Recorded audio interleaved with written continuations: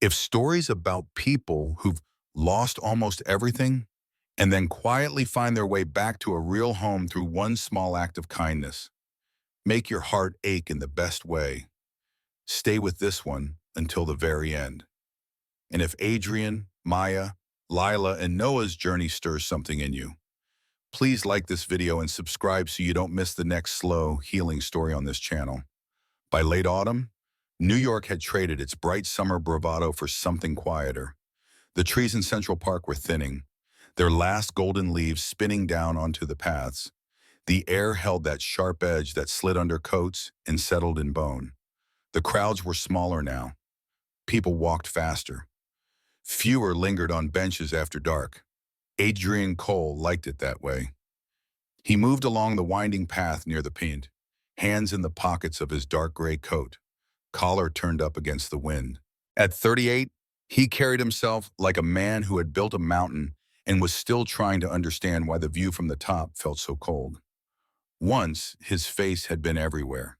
Business magazines, financial shows, headlines with words like youngest, billion, and visionary. He had pulled his name off most of it, sold part of his company, stepped back from cameras. These days, if strangers recognized him, they kept it to a quick second look and the polite decision not to intrude. He preferred it that way. Less noise, more room for thoughts. The problem was that his thoughts were rarely kind. They circled the same memories over and over.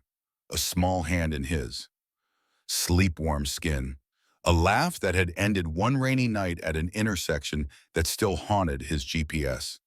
His therapist had told him grief didn't move in straight lines. It looped, it doubled back, it softened some edges and sharpened others. He believed her. Mostly, he turned a bend near a lamppost and saw them.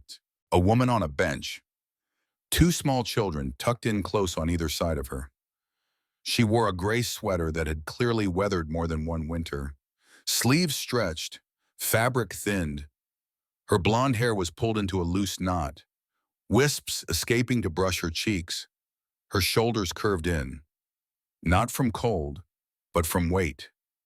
In her hands rested a sandwich, already torn into 3 careful pieces.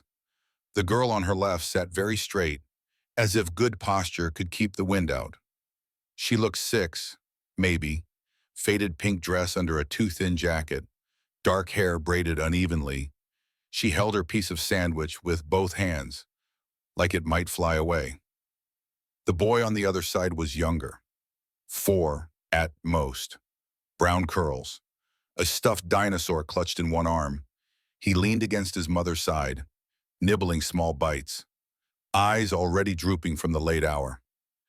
Adrian slowed. He didn't mean to stare. He saw people struggling in this city all the time. He donated. He funded shelters and programs and clinics. He kept a polite distance, but something about this tiny scene pinned him in place. The woman handed the larger piece to her daughter, the second to her son. She took none for herself. Instead, she twisted off the cap of a half-empty water bottle and drank, then smiled gently at them like this was a banquet. It made no sense, the way it pierced him. Then the little girl leaned closer. "Mom," she whispered, voice carrying just enough in the cold air. "If you don't eat, how are you going to sing to us tonight in the van?" The words slid straight past his defenses and landed somewhere old and raw. His daughter had once said something similar, 5 years ago, standing on a chair, looking at him with serious eyes. "Daddy, how can you read stories if you don't eat your dinner?" He remembered the feel of her fingers trying to push broccoli toward his mouth. He remembered laughing. He remembered not knowing that was their last ordinary night. On the bench, the woman laughed softly, brushing a strand of hair from her daughter's face. "I've got plenty of energy," she murmured. "I get to listen to you first." The girl giggled. The boy mumbled something into his sandwich and squeezed tighter against her. Adrian watched as the woman Maya, he would later learn, wrapped a thin blanket around the boy's shoulders, stood, and gathered their few belongings into a worn canvas bag. She took each child's hand. They left the bench, walking toward the park exit with that small, tired determination of people who can't afford to stand still. He shouldn't have followed. He knew that. It wasn't polite. It wasn't normal. But something in him had shifted when he heard the word van. It was not the same as hearing apartment or shelter or friend's couch. Van meant wheels. Wheels meant nowhere rooted. He told himself he was just making sure they were safe. He adjusted his pace, staying half a block behind as they left the park, turned down a quieter street, past shuttered storefronts and apartments with light leaking out around curtains. The woman walked with her head slightly bent against the wind, the kids tucked close to her sides. The girl talked softly, hands animated, clearly telling a story. The boy dragged his dinosaur along the sidewalk. Its plush tail collected leaves. After several blocks, they turned into a narrow lot behind a closed convenience store. A sagging chain-link fence kept the world mostly out. Adrian hesitated at the corner, then stepped just close enough to see. At the far end of the lot sat an old white van flecked with rust. One back window was cracked and covered from the inside with cardboard. Leaves and trash had gathered around the tires. It looked like it hadn't moved in years. The woman checked the lot quickly, then crouched by the rear door. She reached under the bumper, fingers finding something hidden. She pulled out a thin piece of wire, threaded it into the lock, and jiggled it with the practice of repetition. The latch clicked. She lifted the hatch slowly. Inside, he saw a folded blanket, a thin mattress pad, a plastic bin with clothes and a few books, a small stuffed animal lined up with care. No heat, no light, no space for anything but survival. She helped the girl in first, then the boy. They crawled inside, practiced movements, then turned to help her. She closed the hatch. Metal met metal with a dull sound. The lot fell back into silence. For a long moment, Adrian stood there, fingers numb from more than the cold. From inside the van came a faint sound, singing, soft at first, barely audible through the metal shell. A lullaby, simple and steady. The boy mumbled along, voice thick with sleep. The girl added a high, off-key harmony. A small bubble of laughter floated out, then faded. He had built his fortune on predicting human behavior, on reading patterns and markets and risk. He had not predicted this. He could walk away, tell himself there were shelters and systems and programs. He funded some of them. He could write another check. Instead, he found himself staying, just until the last note of the lullaby faded. He went home with that sound lodged in his chest, and for the first time in years, he felt something he hadn't let himself feel. Not pity, recognition.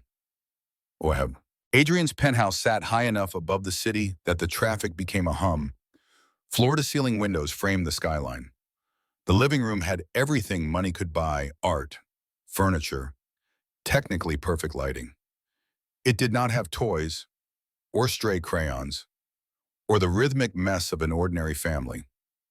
He poured himself a glass of water he didn't need and stood at the window. Central Park, a dark blur in the distance. He saw the van again in his mind, the little girl's question, the sandwich. His reflection in the glass looked back at him. Dark hair threaded with the first hints of gray. Shoulders still broad under the weight of success that hadn't saved him from emptiness. He pressed a button on the console built into the wall. "Yes, Mr. Cole," a voice answered through the intercom. "Victor," he said, "I need you to find someone for me." "Of course." "Name," his head of security asked. "I don't know it," Adrian said. "Woman, early 30s, blonde, 2 kids. A girl around 6, a boy 4. They were in Central Park near the East Pond about an hour ago. They went behind the Harrow Street Market into a lot with an old white van. Lived there, I think." There was a pause. "You want surveillance?" Victor asked carefully. "No," Adrian said. "Nothing like that. I want her story. Quietly. No one bothers them. No one scares them. Bring it to me in the morning." Yes, Sharon. He ended the call. Sleep did not come easily that night. When it did, it came with images. His daughter sitting cross-legged on a rug, stuffed giraffe in her lap, his wife humming in the kitchen, stirring something fragrant on the stove. A van with a cracked window and a lullaby leaking out into the dark. Dear. The file was on his desk at 8 the next morning. Thin, paper-clipped, too heavy. He flipped it open. Name Maya Torres, age 30. He read the lines that followed. Former sous chef at one of New York's celebrated restaurants. Quick rise, magazine blurbs praising a bold new palette. Photos of her in a crisp white jacket, hair neatly tied back, eyes bright, then accident. Late night, crossing a street on her way home from a shift. A delivery truck ran a red light. The collision crushed the driver's side of her car and the bones in her right wrist and fingers. Surgeries, physical therapy, nerve damage. Her grip never fully recovered. The precise knife work that had made her stand out was now unreliable. Within weeks, the restaurant let her go. The chef who had once called her the future told her he couldn't afford the risk. Her husband, a musician who had been struggling even when things were good, lasted a few more months. Then he left. No address, no goodbye. Just absence. Maya had 2 small kids. No savings, no insurance that covered what she needed. No family in the city, shelters, couch surfing, dishwashing in cheap diners, prep work in back kitchens when someone was willing to look past the tremor in her hand. When those options dried up, she found the van. He read it all. He stared at the photo clipped to the back. A younger Maya in a chef's jacket, laughing at something off camera. Same eyes, same mouth, shoulders back, like someone who believed she was moving forward. He set the paper down. Once, years ago, he had spent a summer in Paris apprenticing under Chef Laurent Duval at a small restaurant hidden down a side street. It had been before the company really took off, when he still thought his life might be about food instead of code and capital. Chef Laurent had told him one night after service, cooking is about what you carry, your joy, your grief, your hunger. If you pretend you don't have any, the food will taste empty. Adrian's grief had found other outlets. Maya's, it seemed, had been forced into survival. He thought of walking down to that lot with a check, a hotel key, a card for a lawyer. He imagined the way she'd looked at her kids, the way she'd torn that sandwich into 3 flawless portions while her own stomach stayed flat. She would not take pity. She needed something else. Purpose, a way forward that didn't erase her pride. The outline of an idea formed. Hesitant at first. A kitchen, not a glamorous one. A ghost kitchen, no dining room, no reservations, no walk-ins. Just orders routed through apps and couriers and a handful of regulars who knew where to knock. He had been considering investing in one anyway. Now it felt less like a transaction and more like a door. Somehow. In the gray lot behind the convenience store, morning came grudgingly. Light pushed through the cracked back window of the van, turning dust into floating specks. Maya blinked awake before her kids did. Her back ached from the thin mattress. Her wrists throbbed in the cold. She shifted carefully, pulling the blanket up over Noah's shoulder, smoothing Lila's hair where it had stuck to the side of her face. For a few seconds, she let herself just sit. The van's metal was cold against her spine. The air smelled faintly of detergent and damp fabric. She listened to her children's breathing, even and soft. She had once woken up to sunlight slicing across a small but clean bedroom, fresh sheets, a stack of cookbooks on the nightstand. She had once stood at a stainless steel counter under bright kitchen lights, exploding with energy, knives singing against cutting boards. Life had a way of shrinking, one hard moment at a time. She reached into a cardboard box, folded their few clothes into a neater stack, tucked toiletries out of sight. The less it looked like anyone lived in the van, the less attention it drew. She cracked the hatch just enough to peek out. The lot was empty. She ushered the kids out, stamping their feet against the cold, handed them worn toothbrushes and a cup of water. They brushed their teeth using the reflection in the hubcap of a car parked nearby, giggling at each other's foam mustaches. Tongue, too, she reminded, and Lila rolled her eyes like a teenager trapped in a 6-year-old's body. When they were done, she turned to close the van and froze. On the ground beside the back bumper sat a brown paper bag, neatly folded at the top. No footprints, no note. Her first instinct was suspicion. Then she caught a whiff of apples and bread. She opened it slowly. 3 apples, 2 single-serve cartons of milk, a wrapped sandwich, a small pack of granola bars, all sealed. All fresh. Her throat tightened. Someone had seen them. Someone had cared enough to act without forcing a conversation or a transaction. She fought the urge to look around wildly. The lot was still empty. The city hummed on the other side of the fence. Lila tugged at her sleeve. "Mom," she asked, "is that for us?" Maya nodded. "Looks like it," she said. "Say thank you, okay?" To who, Noah asked. Maya looked up at the thin strip of sky above the fence. "Just say it," she said. All 3 of them did. Quiet, sincere. It wasn't enough, but it was something. Her phone buzzed in her pocket. An unknown number lit the screen. She answered cautiously. Maya Torres. The voice belonged to a man she hadn't heard from in years, an old line cook from her early days at a neighborhood bistro. He explained quickly. A new kitchen, no dining room, hiring cooks. No resume needed. The owner wanted people who cooked from the heart, not from a brand. "You were the best I ever worked with," he said. "You should come. Bring your kids if you have to. No one will mind." She looked at her children, at the van, at the paper bag in her hands. "I'll be there," she said. Amen. The ghost kitchen lived in a narrow space between a laundromat and a print shop in an industrial part of the city. It still smelled like sawdust and new paint when Maya arrived that first morning, Lila and Noah clinging to her hands. There was no sign out front. The door was unmarked. Inside, though, stainless steel counters gleamed under bright lights. Industrial ovens waited. A handful of cooks in mismatched aprons moved around. Half-unpacked boxes of equipment stacked against the walls. It was chaos. It was a kind of heaven. She spread an old blanket for the kids in a corner, set out a small box of crayons and 2 coloring books that had seen better days. "Stay here," she told them gently. "If anyone talks to you, be polite. If you need me, shout." They nodded, suddenly solemn. She unwrapped a cloth bundle on the prep table. Not much. A paring knife with a chipped handle, a wooden spoon worn smooth in the middle, a whisk slightly bent near the top.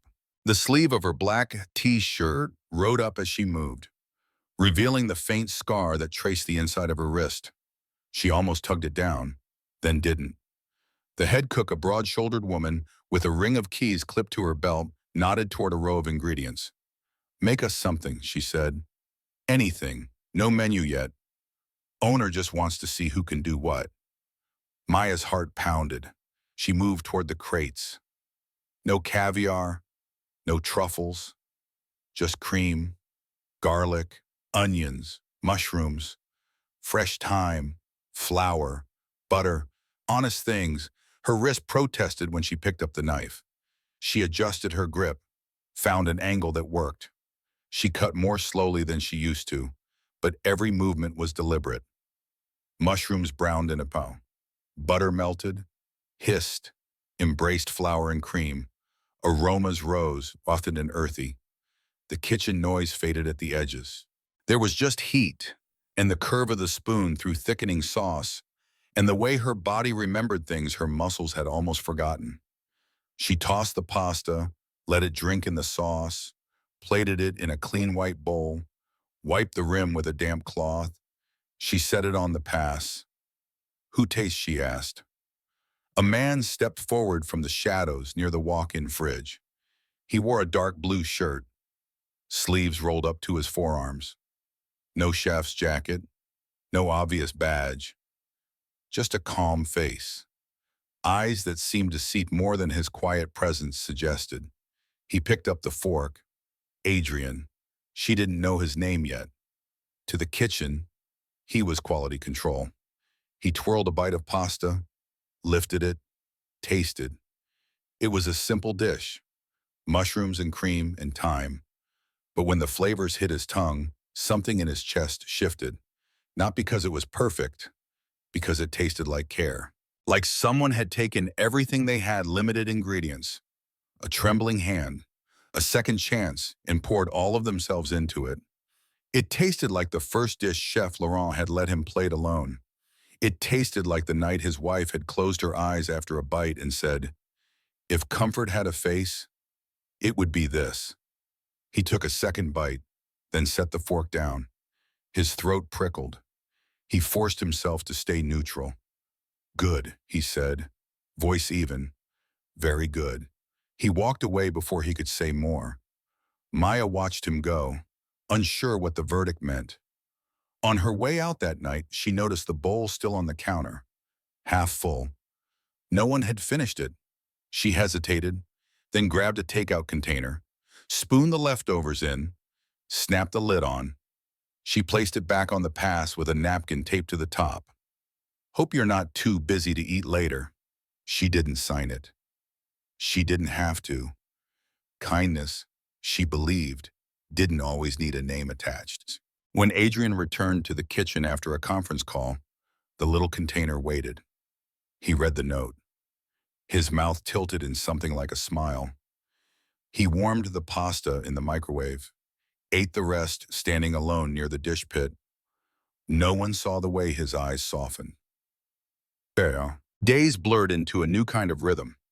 Each morning, Maya woke her kids in the van, helped them brush their teeth in the cold air, walked them huddled together to the bus stop that took them to the ghost kitchen.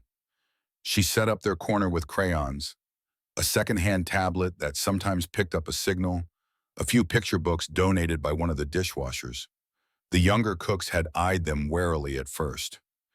Kitchens were no place for children. But Lila and Noah were quieter than most adults they knew. They colored. They read. They napped on the blanket, combat boots and clogs stepping carefully around them. By the second week, someone left juice boxes near their corner. By the third, a prep cook brought Noah a toy car he claimed his nephew had outgrown. The kitchen softened. Maya worked harder than anyone. She moved steadily from station to station, helping wherever she was needed. She fixed a broken bechamel without comment, guided a younger cook's hand when they struggled with a sauce, stepped in at the line when orders spiked. Her food had a through line. It did not try to impress. It tried to soothe. One afternoon, during a lull, Adrian asked her to sit for a quick feedback chat at a small metal table near the back. She dried her hands, untied her apron, hesitated, then joined him. They ate bowls of soup in silence for a few minutes, steam curling between them. "Where did you cook before this?" he asked. "Here and there," she said. "Some fine dining, some not. Life got complicated." He waited. "My hands don't do what they used to," she added, flexing her grist.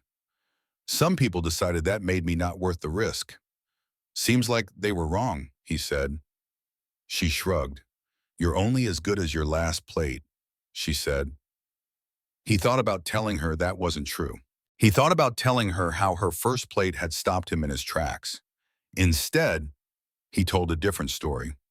"A friend of mine used to cook," he said, "trained under a French chef who scared him and loved him at the same time. He was good, really good. But then he lost his family in a car accident. After that, he couldn't step into a kitchen without seeing ghosts. He quit, sold his knives, walked away from something that had once made him feel alive. He didn't realize he'd switched from friend to eye until her eyes softened. She didn't say, 'I'm sorry.' She didn't reach for his hand. She just sat there, existing beside his pain without trying to tidy it. Somehow, that felt like more grace than he deserved. The next morning, she arrived before the others. She dug through the walk-in, looking for something that could hold what she wanted to say back. Daikon, onions, a bit of ginger, the last of the cream, chicken bones for stock. Her wrist ached, but she kept going. She peeled and sliced, simmered and skimmed, coaxing sweetness and depth out of humble things. The soup that emerged was pale and thick, steam rising like breath on a winter morning. She ladled it into a single bowl, wiped the edge clean, and set it on the pass. No sign, no explanation. She stepped back to the prep counter and began chopping carrots. Adrian noticed the bowl as soon as he walked in. "Who's this for?" he asked. The head cook shrugged. "Someone left it," she said. "No tag." He picked up the spoon. The first sip hit him like a memory. Not because it tasted fancy, it was simple, almost blunt. Root vegetables and stock and cream. Seasoned just enough, but it felt like a hand on his shoulder. He was back in his old kitchen, his daughter climbing onto a stool, swinging her legs as she waited for Daddy's winter soup, his wife leaning against the counter, humming some song under her breath. He blinked hard. The kitchen blurred for a second. He set the spoon down carefully, like it might shatter. Maya hovered near the walk-in, wiping a clean counter that did not need wiping. She approached slowly. "Too salty?" she asked, a tempting lightness. He shook his head. "Where did you learn this?" he asked. She shrugged. "Chef Laurent used to make something like it for the stove," she said. "Said it was for hearts that had been in the cold too long." He looked at her. "It works," he said quietly. She nodded once. "Good," she replied. Neither of them said what else it was working on. The knock came a week later, right after opening. Maya had just sent Lila and Noah to their corner with juice and coloring books when two women in dark jackets stepped into the kitchen entrance. They flashed badges, Child Protective Services. Everything inside her went very still.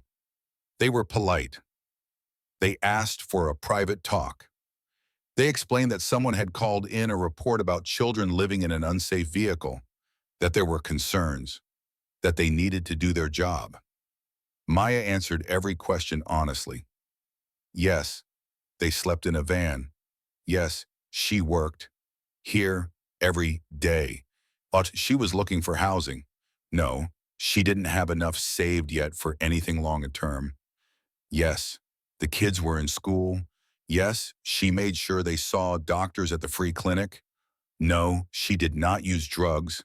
No, she did not drink. Yes, she loved them. That last answer cracked her voice. The women were kind. They believed her. But kindness and belief did not change forms or policies. There would be a hearing, a home visit, an evaluation. Depending on the outcome, the children might be placed in temporary care for their safety while she found more stable housing. They handed her a stack of papers. She stared at the words, unable to breathe past them. After they left, she walked out the back door into the alley. Her legs didn't feel like they belonged to her. She found herself near the van, hand braced against the cold metal, mouth pressed shut to hold in the sounds she wanted to make. They were going to take them. She had done everything she could, given everything she had, and it still might not be enough. She didn't notice Adrian until he spoke. Maya, she flinched. He stood a few feet away, concern etched into the lines around his eyes. "What happened?" he asked. She shook her head, the motion jerky. "Nothing you can fix," she said. "Not with a bigger order or an extra shift." "Try me," he said quietly. She laughed, a harsh, small sound. "They're going to decide if I'm good enough to keep my own kids," she said. "Because we sleep in a van and I don't make enough to pay for an apartment yet. Because I choose between food and bus fare and electricity. Because I haven't found a way to be everywhere at once." Her voice broke. "I can't lose them," she whispered. "I can survive almost anything. Not that—" He stepped closer. "Let me help," he said. "I can't take your money," she snapped. He shook his head. I'm not offering money, he replied. I'm offering something better. She wanted to argue, but desperation had its own gravity. 2 days later, she walked into a courtroom in Lower Manhattan, Lila and Noah holding tight to her hands. The room smelled like paper and old carpet and other people's fights.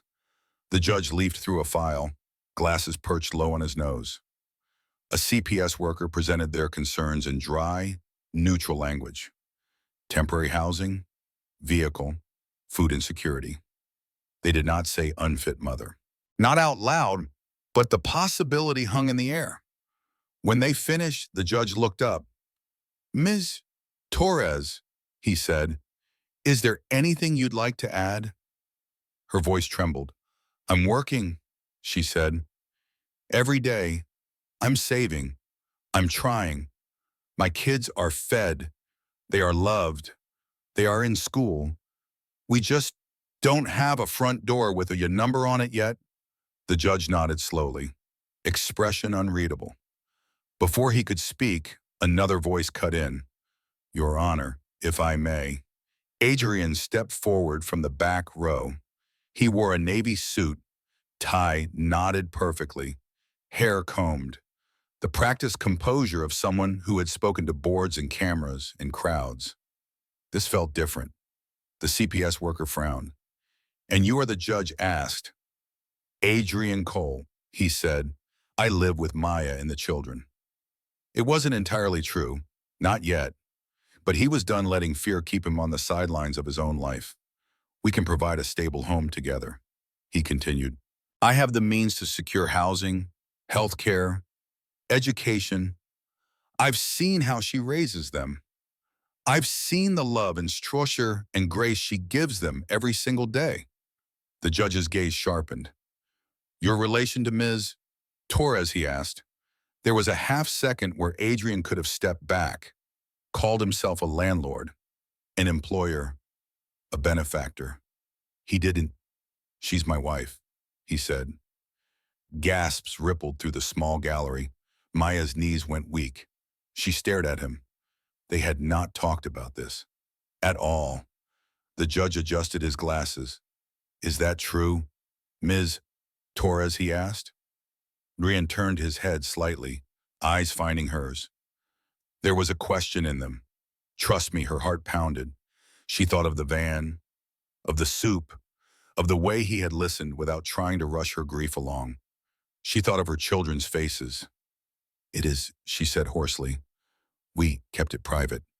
The judge studied them, tapped his pen against the file. I'll need documentation, he said at last.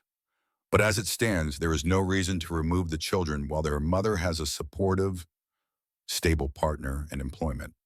The court will monitor the situation, but the request for temporary placement is denied. The gavel came down. The sound was small. The impact was not.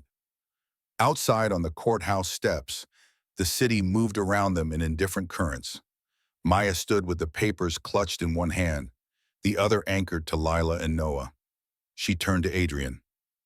What did you just do? She breathed. He exhaled. What I should have done the moment I saw you in that park, he said. I stepped in. Fully. No more halfway. That's not an answer, she said. He rubbed the back of his neck, suddenly less like a polished executive and more like the man who'd stood in a quiet kitchen tasting soup that had made him want to cry. I've been helping from the edges, he admitted, setting up the kitchen, making sure someone left food, paying more ingredients. It felt safer that way, for both of us. Her eyes widened.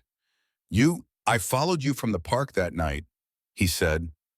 I saw the van. I asked someone to find your story. I realized who you were, who you had been before the accident. I built the ghost kitchen partly for you, to see what you'd do if someone opened a door that didn't demand you beg. Her breath hitched. You're not just quality control, she said slowly. He smiled, but there was no triumph in it.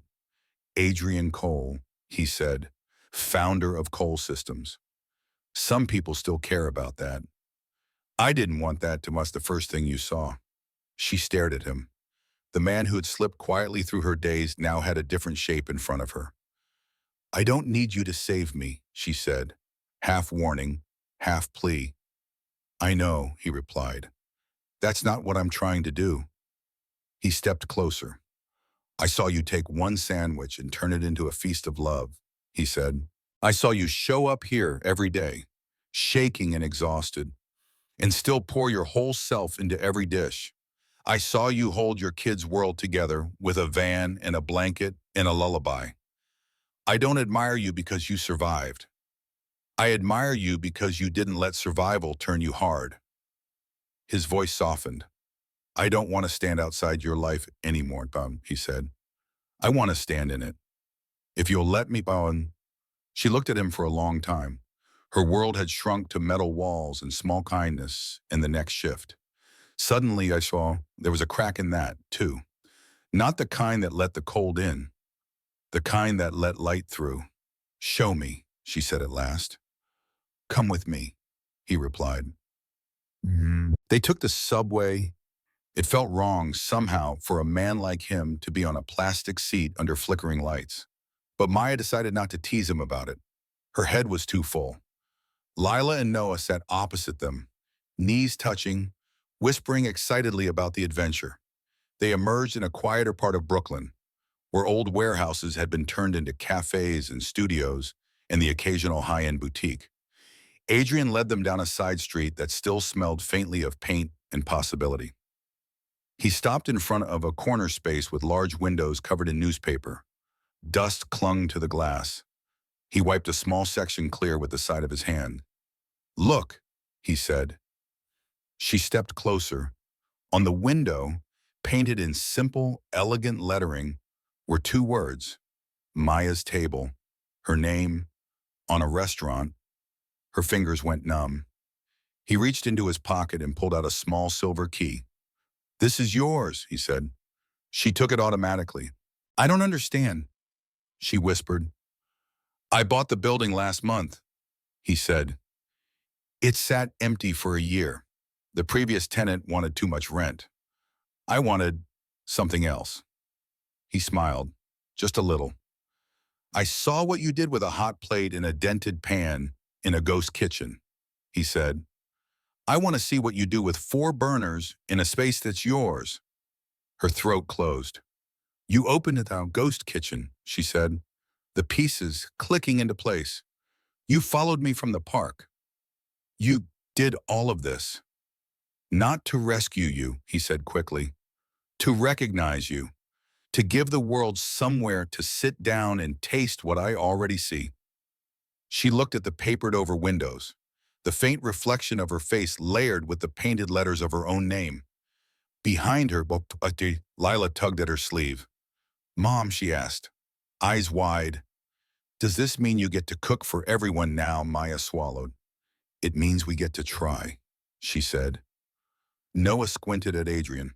"Are you our real dad now?" he asked bluntly. Maya started. Adrian went down on one knee so he was eye level with the boy.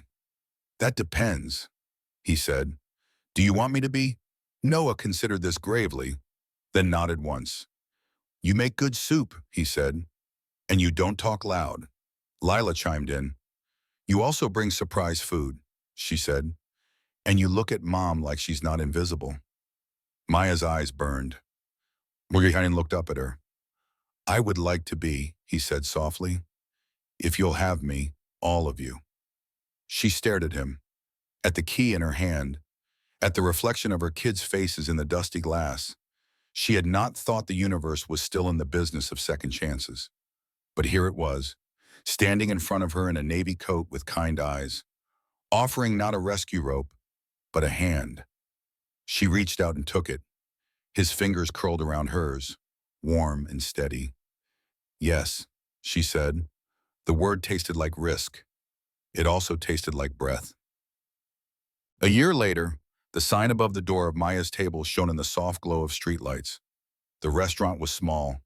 10 tables, a short bar, plants in mismatched pots, walls painted in warm, deep colors that made people lower their voices without being asked. Reservations were booked weeks in advance. Not because of hype, because of stories. People came for the braised short ribs with cocoa and coffee that reminded them of their grandfather's kitchen, for the soup that tasted like someone sitting beside you on a bad day and not leaving, for the bread that cracked under your fingers and released steam and rosemary. Critics wrote about elevated comfort food and memory on a plate.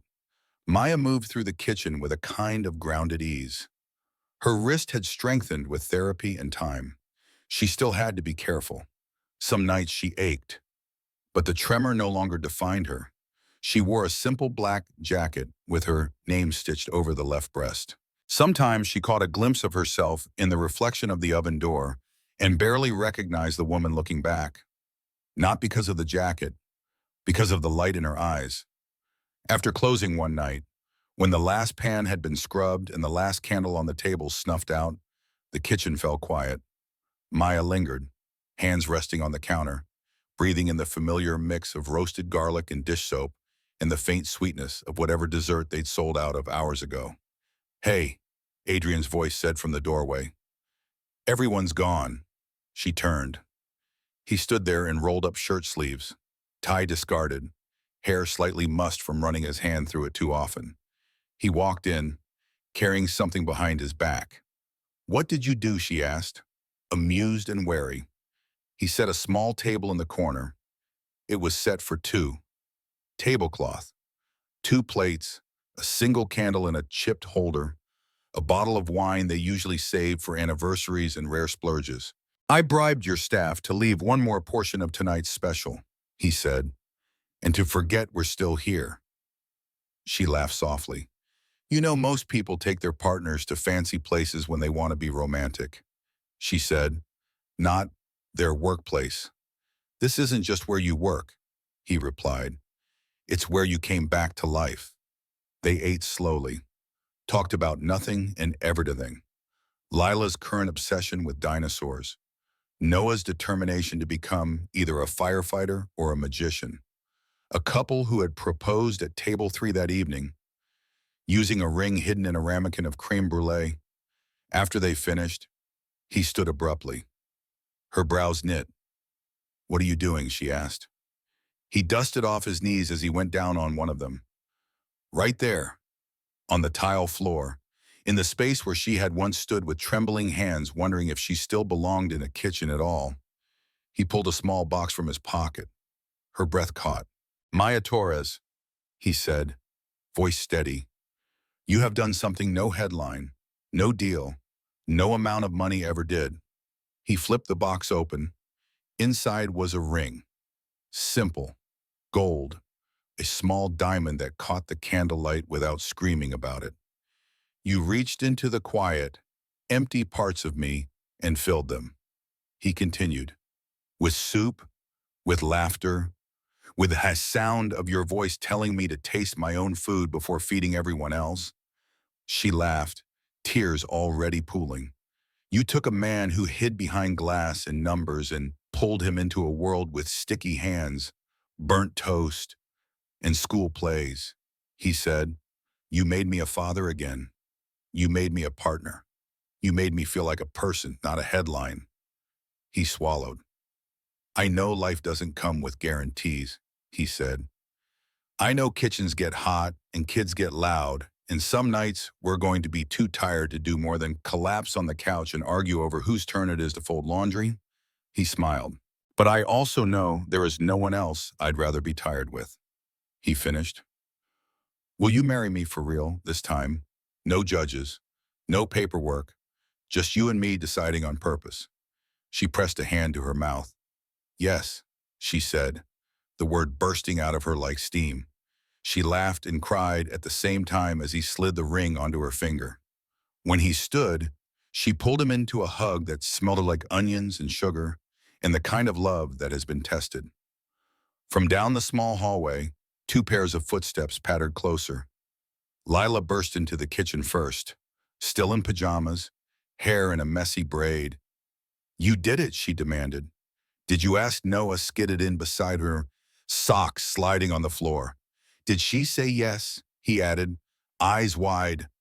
"We were supposed to be in bed," Maya said, trying to sound stern and failing. We were, Lila said, but this is important. Adrian knelt again, this time between them. She said yes, he told them. Noah whooped. Lila threw her arms around both of them. Good, she said into their shoulders, because this is my favorite story now. They ended the night at the long prep table, not the fancy little one. 4 bowls of leftover soup, spoons clinking, laughter bouncing off the tile. Outside, the city moved on, unaware of the small miracle happening in a kitchen that had once smelled only of fresh paint and uncertainty. Inside, under soft lights, a man who had believed his story ended in grief discovered there were more chapters. A woman who had almost given up on her hands, her craft, and her future, watching her children slurp soup and thought, we did it. We survived. And somehow we are more than that. 2 kids who had once fallen asleep in a cold van now yawned into full bellies, knowing that when they woke up, they would still be warm, still be loved, still be home. If this story touched something in you, if it made you breathe a little deeper, or remember that small acts of kindness can change the whole direction of a life, please take a second to like this video so more people can find it. And if you want more slow, cinematic, healing stories about second manas and love that arrives quietly but stays, don't forget to subscribe. Thank you for listening. And until next time, keep your heart open to the people sitting on the benches you almost walked past.